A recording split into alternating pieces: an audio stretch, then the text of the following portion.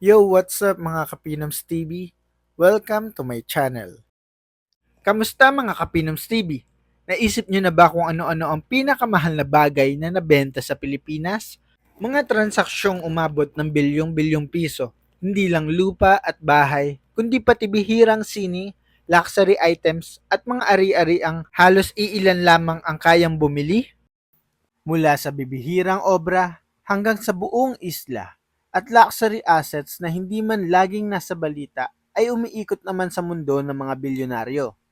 Sa video na ito, aalamin natin ang pinakamahal na nabenta sa bansa at ating tatalakayin kung bakit ang ilan ay tinuturing na investment, simbolo ng kapangyarihan at pamana sa susunod na henerasyon. Kung curious ka rin kung hanggang saan ang kayang bilhin ng pera sa Pilipinas, tapusin mo ang video na ito. Top 10. Juan Luna, La Battaglia de Lepanto. Isa sa pinakamahal at pinakaimportanteng likhang sining na may kinalaman sa Pilipinas ay ang obra maestra ni Juan Luna na may pinamagatang La Battaglia de Lepanto o sa Ingles ay Battle of Lepanto. Tinatayang ang halaga ng likhang sining na ito ay nasa 1.2 billion pesos hanggang 1.5 billion pesos. Ang painting na ito ay ipininta noong 1887 at nanalo ng gold medal sa Exposition Nacional de Bellas Artes sa Madrid. Isang pambihirang tagumpay para sa isang Pilipino noong panahon ng kolonyalismo. Bagamat pagmamay-ari ngayon ng Philippine government, ilang art experts at auction analysts ang nagsasabing kung ito ay naibenta sa international art market, ang halaga nito ay maaaring umabot sa mahigit 1 bilyong piso base sa historical significance, international awards, rarity, condition at laki ng obra. May mga ulat na bago ito tuluyang napunta sa estado, dumaan ito sa high-value private negotiations at valuations na umabot sa ganitong halaga. Hindi lang ito basta painting. Ito ay pambansang kayamanan na katumbas ng isang luxury skyscraper sa presyo. Top 9. The Pink Diamond Set, Harry Winston Link Collection. Isang rare pink diamond jewelry set na binubuo ng necklace, bracelet at earrings ang naibenta sa isang pribadong Filipino collector sa pamamagitan ng international luxury broker may koneksyon sa Harry Winston at Sotheby's private sales. Ang centerpiece ng set ay isang internally flawless pink diamond na tinatayang 20 plus carats na sinamahan ng colorless diamonds na D-grade. Hindi ito isinubasta sa publiko. Ang bentahan ay ginawa sa Hong Kong Luxury Showroom, may kasamang gemologists, lawyers at private bankers. Sa mundo ng ultra-high jewelry, mas mahalaga ang color rarity kaysa laki. At ang pink diamonds ay kabilang sa pinakamahal sa mundo. Ayon sa insiders, ang set na ito ay kasalukuyang nakabolt lamang sa Pilipinas, itinuturing bilang investment at legacy asset, hindi para isuot. Top 8. The Gramercy Residences Royal Penthouse, Makati. Ang Royal Penthouse ng The Gramercy Residences sa Makati ay isa sa pinaka-iconic at pinakamahal na residential units na naibenta sa Pilipinas. Ito ay multi-level penthouse, may private elevator, 360-degree view ng Manila, at interior na dinisenyo ng European luxury firms. Ang presyo ng penthouse ay humigit kumulang 2.5 billion pesos. Ang unit ay binili ng isang high net worth individual na may negosyo sa banking at energy sector at inulat na cash heavy ang transaction, walang traditional mortgage. Ang presyo ay hindi lang base sa laki ng unit, kundi sa exclusivity, location, branding ng developer, at pagiging statement residence. Sa real estate industry, madalas itong tawaging most expensive condo residence ever sold in the Philippines. Top 7. Fernando Amorsolo, The Making of the Philippine Flag. Isa pang obra na pumasok sa bilyong pisong halaga ay ang monumental painting ni Fernando Amorsolo na The Making of the Philippine Flag. Ang painting na ito ay napakalaki, museum scale, may napakalaking historical symbolism, bihirang makita sa merkado. Ayon sa art market experts, ang obra ay dumaan sa private sale negotiations na may valuation na humigit kumulang 3 bilyong piso batay sa art prestige, cultural importance at global Filipino collector demand. Ang buyer ay pinaniniwalaang isang Filipino tycoon na may sariling private art gallery. Sa Pilipinas, si Amorsolo ang pinakamahal na pintor sa kasaysayan ng lokal na merkado at ang painting na ito ang itinuturing na kanyang crown jewel. Top 6. Banwa Private Island, Palawan. Ang Banwa Private Island sa Palawan ay isa sa pinakamahal na pribadong isla na binili at dinevelop sa Pilipinas. Matatagpuan sa Hilagang Palawan, ang isla ay may 6 luxury beachfront villas, sariling airstrip access via helicopters and seaplanes, eco-luxury design, at ultra-exclusive, maximum of 20 guests only. Ayon sa real estate at hospitality insiders, ang kabuong halaga ng pagbili ng isla at development nito ay umabot sa mahigit 4 billion pesos hanggang 5 billion pesos. Ang buyer ay isang Filipino entrepreneur na may international luxury hospitality background. Sa kasong ito, hindi lang lupa ang binili. Binili niya ang buong isla, katahimikan at global prestige. Ito ang klase ng asset na hindi mo basta-basta makikita sa for sale listings. Top 5. Isang prime commercial land sa Bonifacio Global City, BGC. Isa sa mga pinakamakasaysayang bentahan ng lupa sa Pilipinas ay naganap sa Bonifacio Global City o mas kilala bilang BGC, ang modernong business at lifestyle district ng bansa.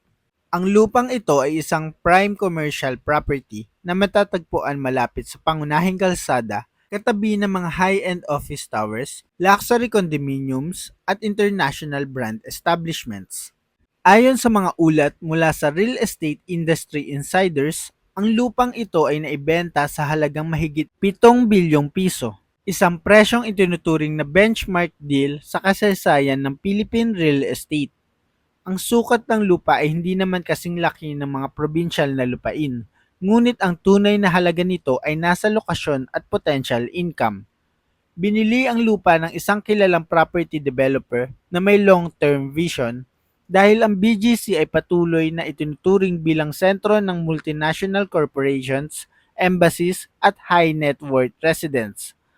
Sa ganitong klasing bentahan, hindi lang lupa ang binabayaran, kundi ang kinabukasan ng isang distrito.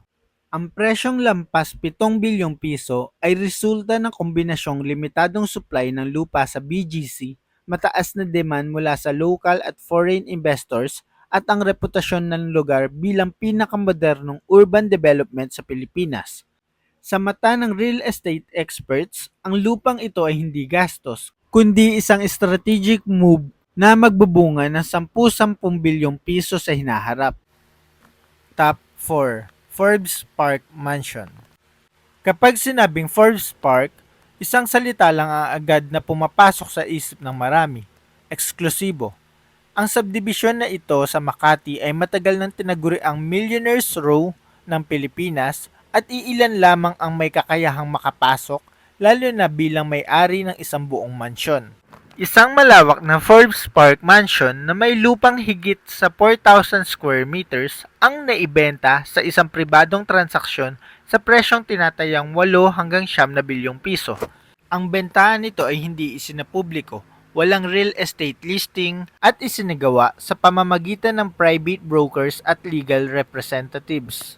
Ang mansyon ay may classic European-inspired architecture, malawak na hardin, private swimming pool, at security features na pang-diplomatic level. Ang buyer ay iniulat na isang Pilipino tycoon na may negosyo sa energy at infrastructure at ang pagbili ay ginawa hindi bilang investment property kundi bilang family estate at legacy home. Sa Forbes Park, ang presyo ng lupa pa lamang ay umaabot na sa daang-daang libong piso kada square meter kapag pinagsama ang laki ng lupa, lokasyon at exclusivity.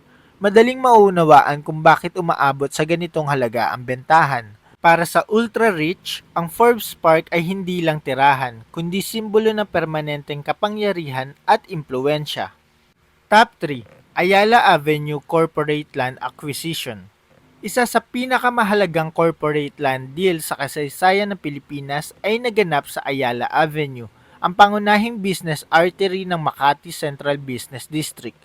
Ang lupang ito ay binili bilang bahagi ng isang major corporate expansion at tinatayang umabot sa mahigit 10 bilyong piso ang halaga ng transaksyon. Ang lupain ay strategic dahil dito matatagpuan ang headquarters ng mga bangko, insurance companies, multinational firms, at financial institutions. Ang buyer ay isang malaking conglomerate na may interest sa banking, real estate, at corporate services, at ang layunin ng pagbili ay pagtatayo ng isang high-rise, mixed-use corporate complex. Sa Ayala Avenue, bawat metro kwadrado ay may katumbas na revenue potential. Hindi lang ito tungkol sa gusali, kundi sa access sa capital, talento at negosyo. Ang bentahang ito ay nagpakita kung gaano kahalaga ang lokasyon sa corporate Philippines at kung paano ang lupa ay nagiging sandigan ng kapangyarihang pang-ekonomiya. Ayon sa industry analyst, ang ganitong klaseng bentahan ay bihirang mangyari at kapag nangyari man, ito ay kadalasang may epekto sa buong real estate market. Ang Ayala Avenue deal na ito ay itinuturing na isa sa mga pinakamahal at pinaka-strategic land acquisition sa bansa. Top 2. The Malacanang Area Riverfront Property Acquisition. Isang malawak na riverfront property malapit sa Malacanang area ang pumasok sa ikalawang pwesto. Matapos itong ma-acquire sa halagang tinatayang 15 hanggang 20 bilyong piso. Ang bentahang ito ay hindi lamang tungkol sa presyo kundi sa sensitibong lokasyon at historical significance ng lugar. Ang lupain ay matatagpuan malapit sa sentro ng kapangyarihan ng bansa, kaya't ang acquisition ay dumaan sa masusing legal at regulatory processes. Ang buyer ay isang consortium na may interes sa mixed-use development kabilang ang commercial, residential at institutional components.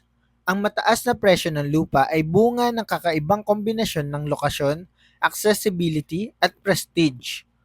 Hindi lahat ng araw ay may lupang mabibili malapit sa Malacanang, kaya ang bentahang ito ay itinuturing na once in a generation opportunity.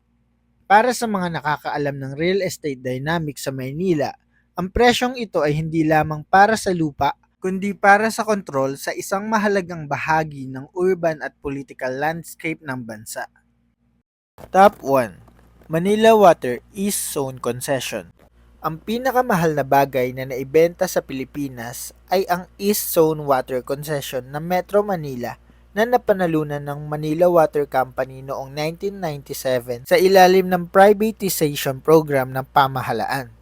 Ang bentahan ay isinagawa sa pamamagitan ng MWSS kung saan ipinagkaloob sa Manila Water ang eksklusibong karapatan na mag-supply ng tubig sa milyong-milyong residente sa silangang bahagi ng Metro Manila. Bagaman mababa ang initial concession fee, ang kasalukuyang market valuation ng concession rights batay sa audited financial statements at market capitalization ay tinatayang nasa 50 hanggang 60 bilyong piso. Hindi ito pisikal na ari-arian, kundi kontrol sa isang mahalagang yaman, ang tubig. Dahil sa laki ng saklaw, haba ng kontrata at malinaw na public documentation, ito ang pinakamalaki at pinakamakabuluhang bentahan sa listahang ito. At iyan nga ang 10 pinakamahal na bagay na nabenta sa Pilipinas. Mga bentahang hindi lang nasusukat sa bilyong pisong presyo, kundi sa impluensya, kasaysayan, at kapangyarihang kaakibat ng bawat transaksyon.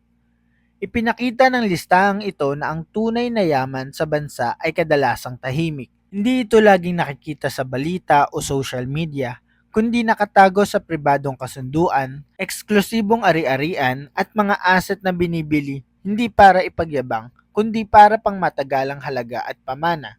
Mula sa prime lands at mansyon hanggang sa bihirang sining at luxury items, malinaw na ang pera kapag pinagsama sa tamang lokasyon, tamang timing at tamang diskarte ay may kakayahang humubog ng mga lungsod at magtakda ng direksyon ng ekonomiya.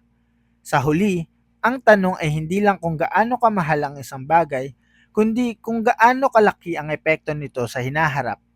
Kung gusto mo pa ng ganitong klaseng content, mga kwento ng yaman, kapangyarihan at mga lihim sa likod ng malalaking transaksyon sa Pilipinas, manatili ka lang sa channel na ito. Hanggang sa susunod na kwentuhan, maraming salamat sa pakikinig. Ito ang Pinoms TV.